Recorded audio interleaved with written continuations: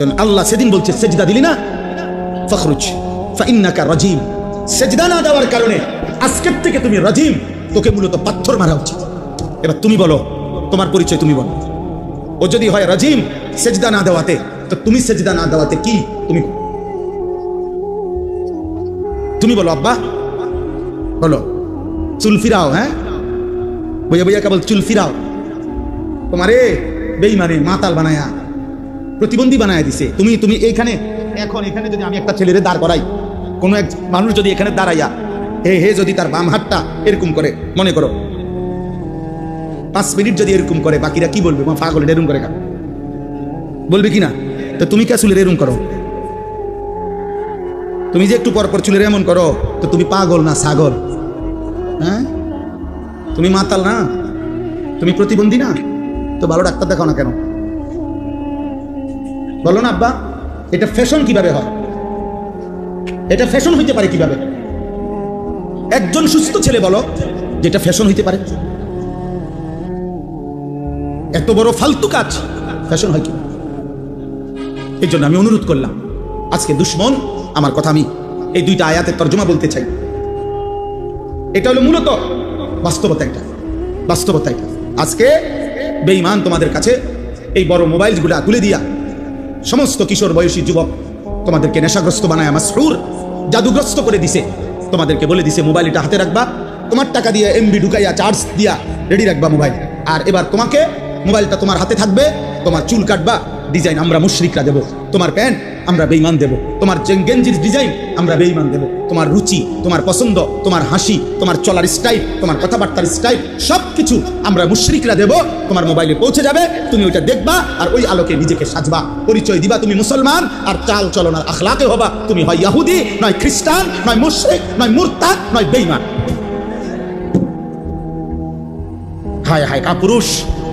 মুসলমান এত কাপুরুষ হয় না রে বাপ। তুই মুসলমান যুবক হিসাবে কলঙ্ক। তোর মতো কাপুরুষ মুসলিম যুবক না হলে ভালো ছিল।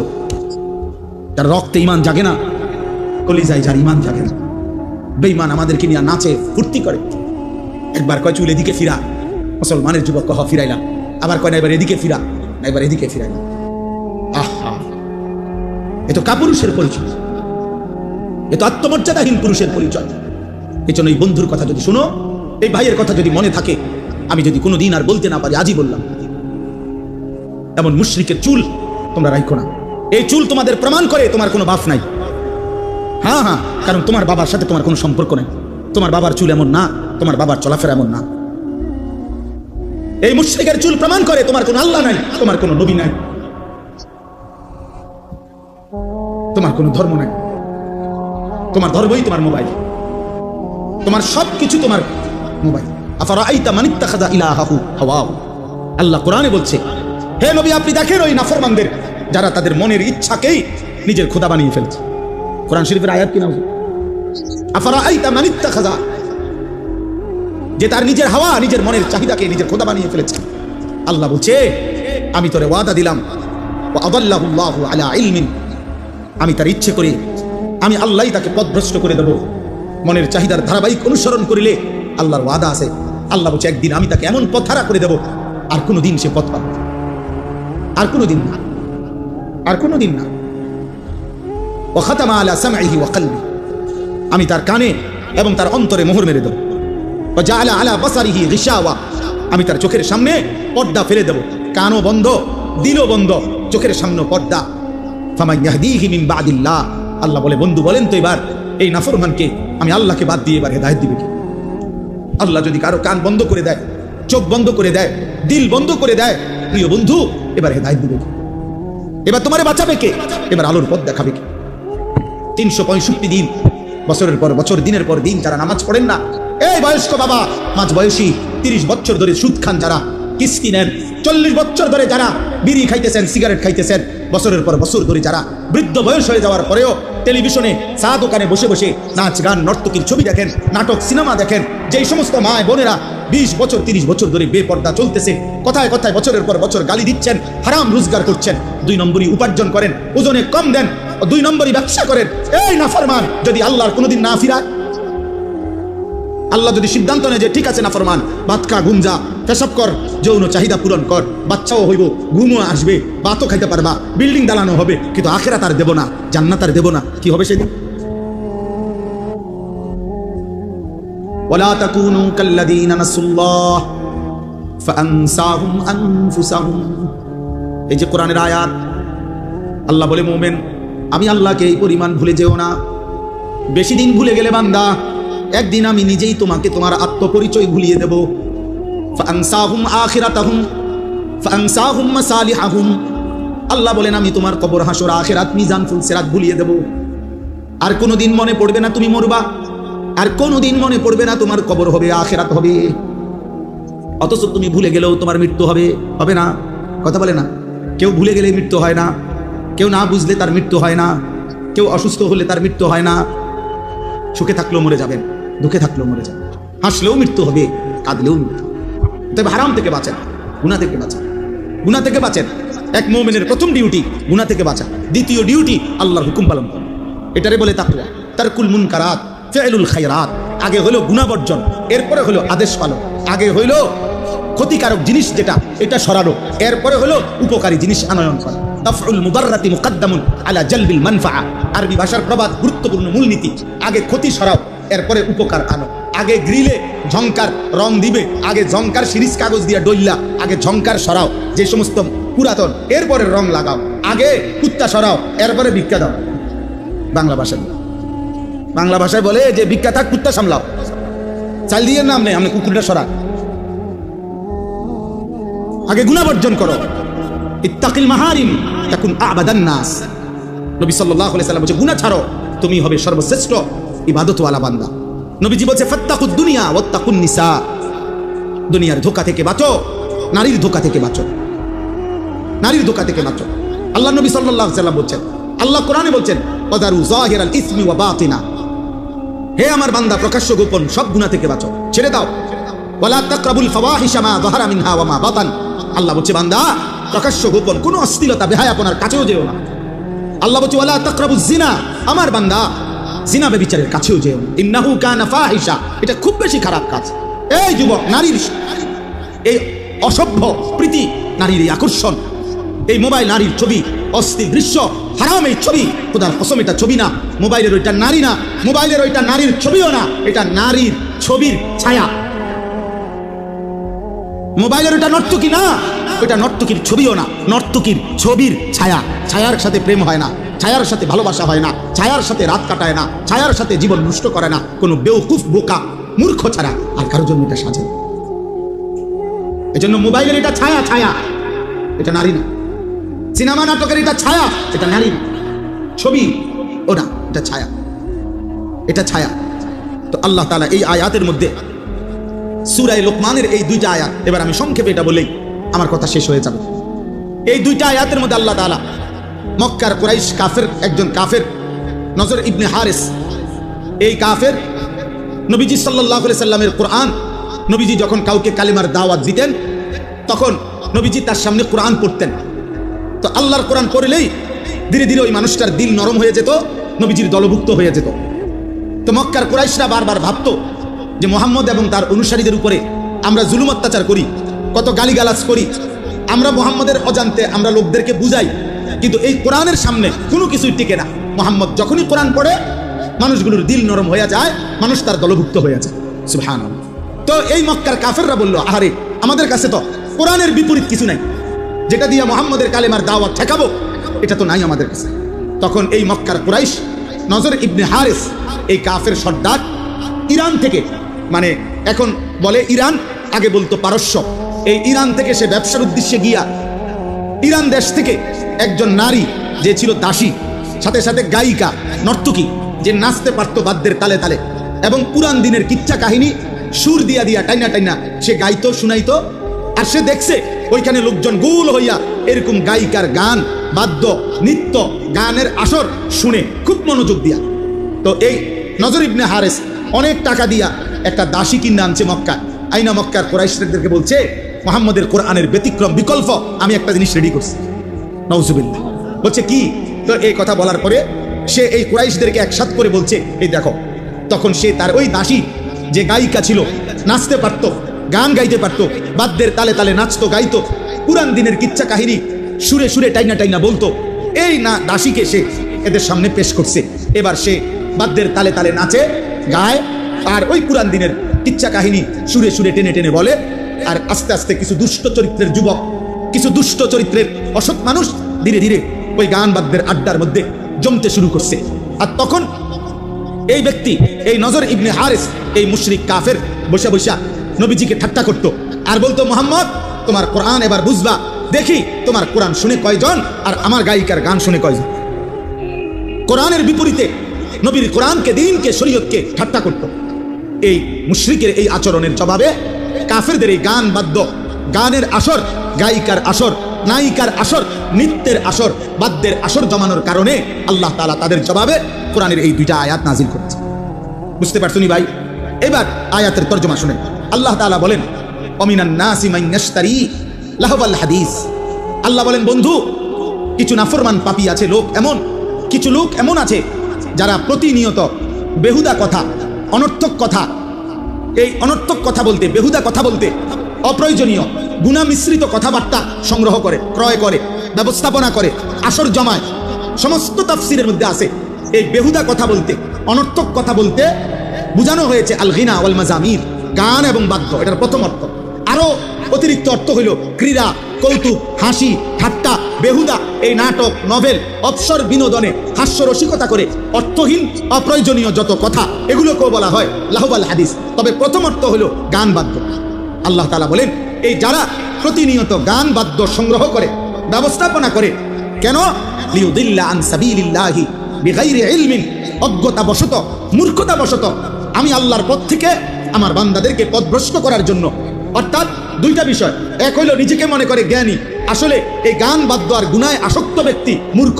আর দ্বিতীয়ত হইল ওদের ইচ্ছা আমি আল্লাহর পথ থেকে আমার বান্দাদেরকে দূরে সরায় দিবে, কোরআন থেকে দূরে সরায় দিবে, দাওয়াত থেকে দূরে সরায় দিবে, ইসলাম থেকে দূরে সরায় দিবে। ওয়ায়াত্তাখিজাহা হুজুয়া, এবং আমার কোরআন, আমার দ্বীন, আমার বন্ধুর দাওয়াত, আমার এই শরীয়তকে ঠাট্টা করে, মজাক করে। আল্লাহ বলেন, বন্ধু আমি স্পষ্ট জানিয়ে দিলাম, উলাইকা লাহুম আযাবুম মুহিন। আমি আল্লাহ বললাম, আমি আল্লাহ এই নিকৃষ্ট গান বাদ্য, গায়িকা, নায়িকা, গানের আসর, নৃত্যের আসর যারা জমায়, ব্যবস্থাপনা করে, ইন্তজাম করে, এই আসরে পড়ে থাকে, এই ব্যবস্থাপনায় যারা থাকে, আল্লাহ বলছে আমি তাদের জন্য অপমানকর, লজ্জাকর, নিকৃষ্ট আযাব দেব। এটা ওয়াদা দিলাম, ওয়াদা দিলাম। আল্লাহ বলেন, এই গান আর বাদ্যের নিকৃষ্ট পরিণতি। দোস্ত, এই দ্বিতীয় আয়াতের তরজমা একসাথে শোনো, এরপরে আর 2 মিনিট কথা বললে শেষ হয়ে যাবে। আল্লাহ বলেন, কোন ব্যক্তি যখন গানে, বাদ্যে, গায়িকায়, নায়িকায়, এই গানের ছবি, নৃত্যের আসর, এগুলোতে যখন মগ্ন হয়ে পড়ে, মনোযোগ দিয়ে দেয়, ব্যস্ত হয়ে যায়, খোদার কসম দোস্ত, আল্লাহ তখন বলে, ওয়া ইযা তুতলা আলাইহি আয়াতুনা, এমন নাফরমানের সামনে যখন আমার কোরআন পড়া হয়, ওয়াল্লা মুস্তাকবিরান, সে তখন অহংকার করে মুখ ফিরায়, এরকম মুখ ফিরায়, আর এমন একটা ভাব নেয় কাআন লাম ইয়াসমাআহা, যেন সে আমার কোরআন শুনতেই পায় না। কাআন্না ফি উযুনাইহি ওয়াকরা, অথবা এমন একটা ভাব নেয় যেন সে আগের থেকেই কানেই শুনে না, বধির। বধির মানে আমার কোরআন, আমার আওয়াজ, আমি আল্লাহর কালাম, আমার শব্দ, আমার কথা তার কানেই পড়ে না, কানেই পড়ে। এ পরিমাণ গানে অভ্যস্ত, বাদ্যে অভ্যস্ত, নৃত্যে অভ্যস্ত, নায়িকায় অভ্যস্ত, হারাম ছবিতে অভ্যস্ত, যে আমার কথা তার কানেই পড়ে না। ফাবাশশিরহু বিআযাবিন আলীম। আল্লাহ বলে, বন্ধু এই সমস্ত নাফরমানদেরকেও অত্যন্ত মর্মান্তিক, নিকৃষ্ট, ভয়ানক আযাবের সুসংবাদ দেন। এটা বিদ্রুপ করে আল্লাহ বলছে যে, বন্ধু ওরে সুসংবাদ দেন যে তোমারে টাঙ্গাইয়া ফেলবে। আপনার জন্য সুসংবাদ, আপনি অপেক্ষা করেন, গান শুনতে থাকেন, নারী দেখতে থাকেন, ছবি দেখতে থাকেন, নাটক দেখতে থাকেন, সিনেমা দেখতে থাকেন, নর্তকীর নাচ দেখতে থাকেন, বাদ্যযন্ত্রের তালে তালে নাচতে থাকেন, মজা মারতে থাকেন। আল্লাহ ওয়াদা দিছে, ওরে বলে দিন শুধু আপনার জন্য একটি সুসংবাদ অপেক্ষা করছে, আপনাকে আল্লাহ সর্বোচ্চ পরিমাণের শাস্তি দেন। কোরআনুল কারীমের মধ্যে আল্লাহ তাআলা আমাদের প্রিয় নবী সাল্লাল্লাহু আলাইহি ওয়াসাল্লামকেই বলছেন, সরাসরি নবীজিকে বলছেন, ফাকাতিল ফি সাবিলিল্লাহ লা তুকাল্লাফু ইল্লা নাফসাক ওয়া হাররিদিল মুমিনিন। আল্লাহ তাআলা বলছেন যে, বন্ধু আল্লাহর পথে যুদ্ধ করতে গিয়ে জিহাদের ময়দানে যদি আপনার সাথে কেউ না থাকে, তবু আপনি একাই আল্লাহর পথে যুদ্ধ করেন। ফাকাতিল এক বচনের শব্দ, অর্থাৎ একাই আপনি লড়াই করবেন। এরপরে আল্লাহ বলছে, লা তুকাল্লাফু ইল্লা নাফসাক, মানে হলো এই পৃথিবীর সবার ব্যাপারে আপনি একটা না একটা অজুহাত দেখাইতে পারবেন। ছেলে এই কারণে শুনে নাই, আমার মেয়ে এই কারণে মানে নাই, আমার স্ত্রী এই কারণে আল্লাহ চিনে নাই, আমার সমাজ, আমার দেশ, আমার বাড়ি, প্রত্যেকের ব্যাপারে কোনো না কোনো অজুহাত হয়তো পেশ করতে পারবেন। কিন্তু লা তুকাল্লাফু ইল্লা নাফসাকা, আল্লাহ নবীজিকে সরাসরি বলছে আপনি কিন্তু শেষ পর্যন্ত আপনি নিজে মুকাল্লাফ, আল্লাহর সকল হুকুমের আদিষ্ট, আপনাকে কিন্তু আপনার নিজের হিসাব দিতে হবে। অর্থাৎ কেউ যদি আল্লাহর দিন না মানে তবু আপনাকে একা হলেও হিসাব দিতে হবে যে আপনি ইমান, ইসলাম, আমার দিন, আমার শরীয়ত কতটুকু মানছেন। তাহলে নবী সাল্লাল্লাহু আলাইহি সাল্লামকে আল্লাহ তাআলা বলছেন যে আপনি আপনার নিজের প্রতি শতভাগ নজর রাখবেন, নিজের প্রতি। ওয়াহাররিদিল মুমিনিন, আর সমস্ত মুমিনদেরকে উৎসাহিত করতে থাকুন আল্লাহর পথে। বাকি নিজের ব্যাপারে ঈমান, আমল, হালাল হারাম, আদেশ নিষেধ, আল্লাহর হুকুমের ব্যাপারে এক জাররা পরিমাণও কোনো রকমের অবহেলা করবেন না। কোরআনুল কারীমের মধ্যে আল্লাহ তাআলা বলছেন ইয়া আইয়ুহাল্লাযীনা আমানু আলাইকুম আনফুসাকুম, হে ঈমানদারগণ তোমরা প্রত্যেকেই নিজেকে আঁকড়িয়ে ধরো।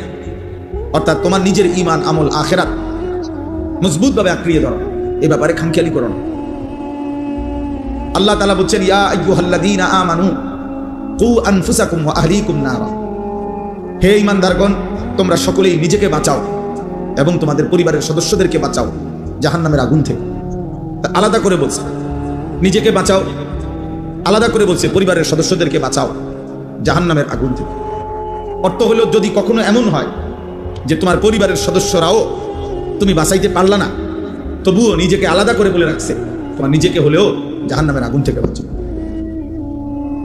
কোরআনুল কারীমে আল্লাহ বলছেন ওয়া'মুর আহলাকা বিস-সালাহ ওয়াসতাবির আলাইহা, আপনি আপনার পরিবারের সদস্যদেরকে নামাজের আদেশ করুন এবং নিজেও ওয়াসতাবির আলাইহা, নামাজের উপরে নিজে মজবুত থাকুন। তাহলে এই কথা দ্বারা স্পষ্ট বোঝা গেল যে নিজেকে ভুলে যাওয়া, নিজেকে ভুলে যাওয়া, আমার ঈমান, আমার আমল, আমার আখিরাত, আমার হালাল হারাম, আমার পাক নাফাক, আমি আল্লাহর হুকুম, আদেশ নিষেধ, এটা ভুলে যাওয়া, এটা নিতান্ত বোকামি আর আহমকি ছাড়ার কিছু না। নবীজি সাল্লাল্লাহু আলাইহি সাল্লামের একজন বিখ্যাত সাহাবী ছিলেন হুযায়ফা রাদিয়াল্লাহু তাআলা আনহু। তিনি একদিন নবীজিকে জিজ্ঞেস করছিলেন ইয়া রাসূলুল্লাহ, জীবন চলার পথে যদি আমি আল্লাহর পথে চলতে গিয়ে যদি কাউকে না পাই তখন আমি কি করব? আল্লাহর নবী সাল্লাল্লাহু আলাইহি ওয়াসাল্লাম বলছেন ওয়ালাউ আন তাআদ্দা বিআসলি শাজারাতিন হাত্তা ইউদরিকাকাল মাউত ওয়া আনতা আলা যালিক, তুমি প্রয়োজনে মৃত্যু আসা পর্যন্ত একা গাছের গোড়ালি শিকড় মারির দাঁত দিয়া কামড়াইয়া ধরে রাখবা, তবুও তুমি আল্লাহর দ্বীনের উপরে থাকবে একাই। তাহলে এই জন্য আমি প্রথমে কথাটা বললাম। বয়স্ক বাবা আপনাদেরকেও বলি, প্রিয় নওজোয়ান তোমাদেরকেও বলি, নওজোয়ান সাথী তোমরা ইদানিং কালে এই 14, 16, 18, 20, 22 বছরের কিশোর ছেলে, যুবক ছেলে, তোমরা কোনোভাবেই এটা বুঝতেছো না যে তুমি তোমাকে বরবাদ করছো। এতটুকু আত্ম উপলব্ধি, এতটুকু বুঝ, অনুভূতি যদি না থাকে, প্রিয় সন্তান, প্রিয় ভাই, এটা কোনো মানুষ না, এ কোনো সুস্থ স্বাভাবিক মানুষ না। আমি ইচ্ছা করে নিজেকে আল্লাহর নাফরমানির উপরে জাহান্নামের আগুনের দিকে নিজেকে ঠেলে দিচ্ছি, এটা কোনো সুস্থ স্বাভাবিক মানুষের পরিচয় হইতে পারে না।